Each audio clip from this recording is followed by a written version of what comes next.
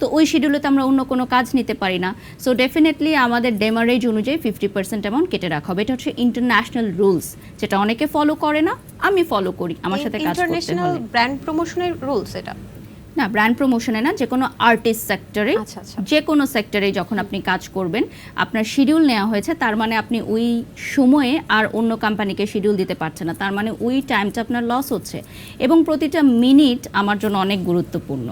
এটা হয়তো অনেকেই জানে না, সো আজকে আমি এটা বলে দিলাম। আর যে এই বিষয়টা যদি একটু বলতেন, যে জুয়ার অ্যাপটা প্রমোশন করার ব্যাপারে। এটা নিয়ে অলরেডি আমাদের কেস হয়েছে, আমি নিজেই ওই প্রতারণা চক্রের বিরুদ্ধে জিডি করেছি, মামলা করেছি, এবং ওটা স্টপ করানো হয়েছে। এবং আমি নিজে প্রতারণার শিকার হয়েছি, কারণ তারা আমাকে এটা জানায়নি যে এটা একটু ভিন্ন ধর্মী অ্যাপ ছিল। এবং শুধুমাত্র হ্যাঁ, ওটা তো অনেক পুরনো কথা, এটা নিয়ে অনেকবার কথা হয়েছে, এটা নিয়ে প্রেস কনফারেন্সও হয়েছে, ওল্ড টপিক। দীপ্ত টিভির আসলে আলাদা, হ্যাঁ, ওই জন্য আমি ক্লিয়ার করে দিলাম, ভিউয়ার্স থাকে, তাদের জন্য একটু ক্লিয়ার করে দেওয়ার ব্যাপারটা। আরেকটা কথা উঠে এসেছে যে সম্প্রতি আমরা একটা ঘটনা কিন্তু দেখেছি যে বসুন্ধরার ওইদিকে একটা কাজের মেয়েকে খুব অমানবিকভাবে নির্যাতন করা হয়েছে, তার 4টা দাঁত উপড়ে ফেলা হয়েছে এবং তাকে খুব বাজেভাবে শারীরিক নির্যাতন করা হয়েছে।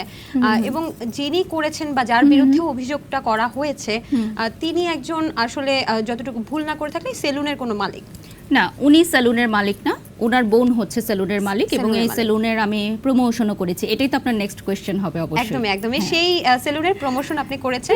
এবং অনেকেই আপনার ভক্তরা আপনার প্রতি অনেক আসলে দুঃখ পেয়ে অনেকে আসলে এটা বলেছে যে বারিশা হক কেন তারপরে কোনো সোশ্যাল অ্যাওয়ারনেস এর জন্য কোনো পোস্ট করলো না, বা একজন যিনি এমন অমানবিক নির্যাতন করেছে তার সম্পর্কে অনেকে তো আবার তার উনি কিন্তু করেনি, ওনার বোনের। এটা আপনি আবার একটু নিউজটা দেখে নেবেন, এটা ওনার বোনের, ওনার না ঘটনাটা, এবং দুইজনের চেহারা আলাদা। আর আমি ওনাদের প্রমোশনটা আরও 10 মাস আগে করেছিলাম। এখন তাহলে আমার কোনো প্রোডাক্ট বা কোম্পানির ওনারের সাথে চুক্তি করার আগে তার বাসায় গিয়ে জেনে নিতে হবে সে তার কাজের মেয়েকে মারে কিনা। আচ্ছা, এটা কি সম্ভব? না, বাসার হাড়ির খবর তো আর আপনি জানবেন না, এটা তো আসলে সম্ভব না। আপনি উত্তর দিয়ে দিলেন। একদমই আমরা আসলে বিষয়গুলো ক্লিয়ার হচ্ছে। হ্যাঁ, সেটাই, মানে মানুষ যখন কথা বলে কোনো কিছু, তারা ভাবনার বাইরে থেকে এসে কথা বলে। বাট আমরা ডেইলি হচ্ছে কতগুলো ব্র্যান্ড ডিল করি, আমি হচ্ছে পার ডে হয়তো 8 থেকে 9টা লাইভ করি, অর্থাৎ 8 থেকে 9টা কোম্পানির আমি কাজ করছি। আমি চুক্তিতে আছি এতগুলো কোম্পানির। কে কার ঘরে কি করছে, কার সাথে তার স্বামীর সম্পর্ক কেমন, তার সাথে তার কাজের লোকের সম্পর্ক কেমন। সরি টু সে, আমি কাজের লোক উচ্চারণ করছি, আমি কখনোই তাদেরকে এই চোখে দেখি না। আমি সবসময় মনে করি তারা আমাদের ভাই বোনের মতোই, এবং তারা আমাদের এখানে যে কাজটা করতে আসছে সেটা আসলে আমারই করার কথা। যেহেতু আমি করতে পারছি না, তাই তাকে আমি রেখেছি আমার হেল্পিং হ্যান্ড হিসেবে। সো তারও কিন্তু একটা গুরুত্বপূর্ণ ভূমিকা রয়েছে এভরিডে আমার লাইফের ক্ষেত্রে। তো আপনি যেহেতু বললেন, এজন্য আমি আসলে এই ওয়ার্ডটা ইউজ করলাম।